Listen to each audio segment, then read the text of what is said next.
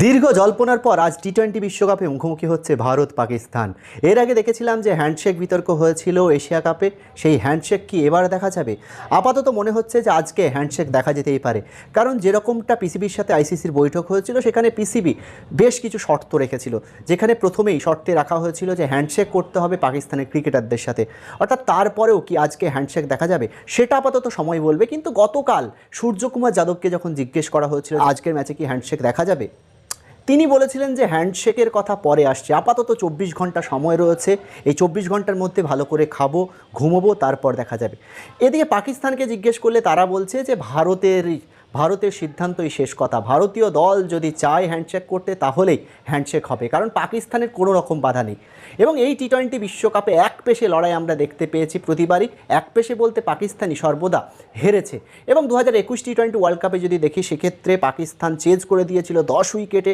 সেবার বাদে প্রত্যেকটা টি-20 ওয়ার্ল্ড কাপে দেখছি, এবং ওয়ানডে কথা তো বাদই দিলাম, টি-20 ওয়ার্ল্ড কাপেই দেখছি যে পাকিস্তান পরাজিত হচ্ছে। এবং আজকেও তার কি পুনরাবৃত্তি হবে? কারণ গতকাল থেকে যেভাবে দেখছি কলম্বোর মাঠে বৃষ্টি হচ্ছে, আজকেও দিনভর বৃষ্টি চলছে, এবং রাতে ম্যাচ শুরুর আগে বৃষ্টি ছেড়ে যাওয়ার সম্ভাবনা রয়েছে, থামার সম্ভাবনা রয়েছে, তারপর পুরো ম্যাচ হতে পারে বলেই মনে করা হচ্ছে। কিন্তু কি হবে সেটা তো আপাতত সময় বলছে। কিন্তু আবহাওয়া দপ্তর সূত্রে খবর আজ দিনভর বৃষ্টি চলবে কলম্বোতে। এবার আজকে যেখানে হাই ভোল্টেজ ম্যাচ হচ্ছে, সূর্যকুমার যাদবও নিজে বলে দিয়েছেন যে এটা কিন্তু স্রেফ ম্যাচ নয়, কারণ পাকিস্তানের বিরুদ্ধে খুব একটা খেলতে দেখা যায় না ভারতীয় দলকে।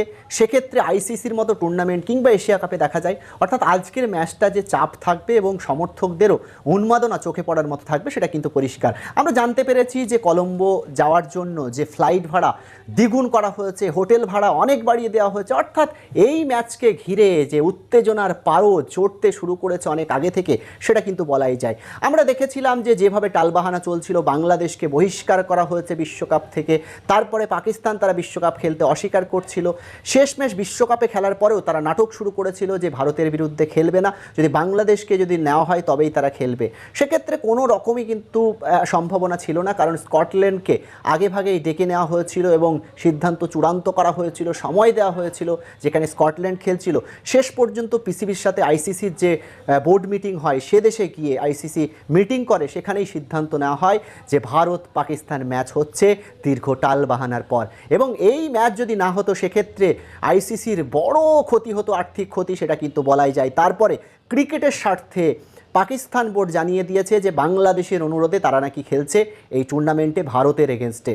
এবং দেখুন, যদি দেখা যায় যে পাকিস্তান যেভাবে প্রত্যেকটা টুর্নামেন্টে হারে ভারতের কাছে, তাদের যে পারফরমেন্স নিঃসন্দেহে একেবারে আশানুরূপ করে না, এবং ভারতের সামনে অসহায় আত্মসমর্পণ না করলেও তারা কিন্তু শেষ অবধি ম্যাচটা জিততে পারে না। এবং ভারতের দাপটে জয় আমরা দেখতে পাই প্রত্যেকটা এরকম টুর্নামেন্ট, এশিয়া কাপ বলুন বা টি-20 ওয়ার্ল্ড কাপ বলুন, অডিআইয়ের কথা তো বাদই দিলাম। এবার দেখুন আজকের যে প্লেইং 11 সেটা কি হতে পারে তা নিয়ে কিন্তু আলোচনা করব, কারণ আজকে হাড্ডাহাড্ডি একটা লড়াই অপেক্ষা করছে কলম্বো স্টেডিয়ামে। এবং অবশ্যই তার মধ্যেও হ্যান্ডশেক বিতর্ক তো রয়েছে। ভারতীয় দল কি হ্যান্ডশেক করবে পাকিস্তানের সাথে সেটা সময় বলবে। আপাতত দেখে নেব যে আজকে টসে জিতলে অবশ্যই এরকম একটা রাতের দিকে ম্যাচ। কলম্বোর মাঠ দেখছিলাম যে চেজ করা খুব মুশকিল হয়ে যাচ্ছিল, যেখানে জিম্বাবুয়ের এগেনস্ট অস্ট্রেলিয়া চেজ করতে পারেনি, যদিও সেটা ডে গেম ছিল। এবং এটা রাতের গেম, একটা ডিউ ফ্যাক্টর বা শিশির একটা ভূমিকা নিতে পারে। এবং দিনভর যেভাবে বৃষ্টি হচ্ছে তারপরেও পিচের কন্ডিশন একটু আলাদা হলেও হতে পারে। কিন্তু মনে করা হচ্ছে যে টসে জিতলে ফিল্ডিংয়ের সিদ্ধান্তই নেবে যে কোনো দল। দেখে নিন আজকে যে প্লেইং 11 ভারতের যদি দেখা যায় যে অভিষেক শর্মা, একটা বিশ্বস্ত সূত্রে জানা যাচ্ছে যে অভিষেক শর্মা আজকে নাও খেলতে পারেন। কিন্তু যদি অভিষেক শর্মা না খেলতে পারেন সেক্ষেত্রে সঞ্জু স্যামসনকে নেওয়া হবে।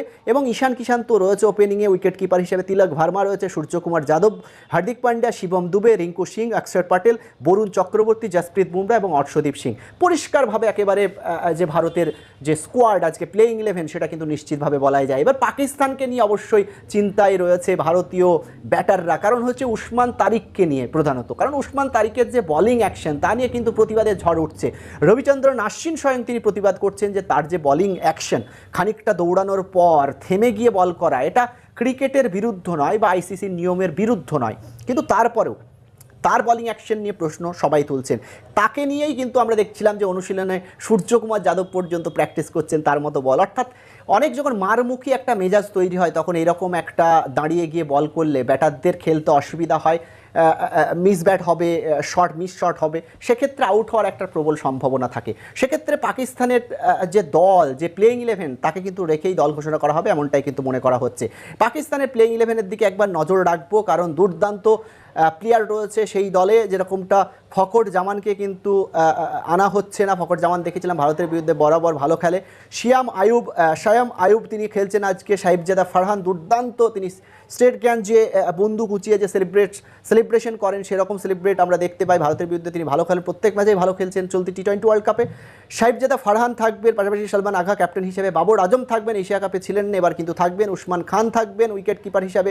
সাদাব খানকে ফেরানো হয়েছে, তিনিও কিন্তু দুর্দান্ত অলরাউন্ডার। মোহাম্মদ নওয়াজ রয়েছে, ফাহিম আশরাফ রয়েছে, শাহিন আফ্রিদি, উসমান তারিক এবং আবরার আহমেদ। অর্থাৎ 3 স্পিনার নিয়ে তারা কিন্তু নামবে, 4 স্পিনারও বলা যেতে পারে। অলরাউন্ডার হয়তো নওয়াজ অলরাউন্ডার হলেও তারা কিন্তু প্রচুর স্পিনার নিয়ে আজকে নামছে, এবং উসমান তারিককে নিয়ে বাড়তি প্রস্তুতি নিচ্ছে ভারতীয় শিবির, সেটা কিন্তু দেখেই বোঝা যাচ্ছে। এবার দেখুন, এই যে পাকিস্তানের প্লেইং ইলেভেন দুর্দান্ত, তাদের কিন্তু ব্যাটার একটু কম নিয়ে খেলছে। কারণ এখানে যদি দেখা যায় যে 1 2 3 4 5 6 ফাহিম আশরাফও ব্যাট করতে পারেন, অর্থাৎ 7 জন ব্যাট করতে পারেন। শাহিন আফ্রিদিও কিছুটা ব্যাট করতে পারেন, কিন্তু প্রপার ব্যাটার কিন্তু খুব একটা পাকিস্তানের নেই।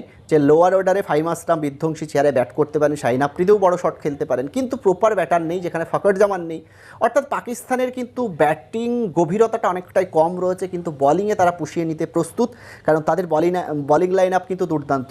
তবে আজকে কি হবে সেটা আপাতত সময় বলবে, কিন্তু সব কিছুর ঊর্ধ্বে গিয়ে পাকিস্তান যে এতদিন নাটক করছিল ভারতের বিরুদ্ধে খেলতে না চাওয়ার জন্য, সেই নাটকের সমাপ্তি ঘটেছে, এবং অবশেষে আজকে কলম্বোয় হাড্ডাহাড্ডি একটা লড়াই দেখার অপেক্ষায় রয়েছি। চেজেই আমরা দেখেছি রান তাড়া করেই প্রত্যেকটা দল, মানে এতদিন যা মুখোমুখি হয়েছে ভারত পাকিস্তান, সেই দলই কিন্তু জিতেছে। পাকিস্তান 2021 টি-20 ওয়ার্ল্ড কাপটা বাদ দিলে পাকিস্তানের যে ভারতের এগেনস্টে বিশ্বকাপে জয়ের নজির নেই বললেই চলে, যদিও হাড্ডাহাড্ডি লড়াই কিন্তু তারা করে। আজকে কি হবে আর কিছু সময়ের অপেক্ষা, কারণ সন্ধ্যে 7টা থেকে শুরু হতে চলেছে আজকে দুই চির প্রতিদ্বন্দ্বী ভারত পাকিস্তান লড়াই। কি হবে আপাতত সময় বলবে। আপনারা জানান যে আজকে কোন দল জিতবে। খুব ভালো থাকবেন আর চোখ রাখুন শুধুমাত্র রুয়েল টিভির পর্দা।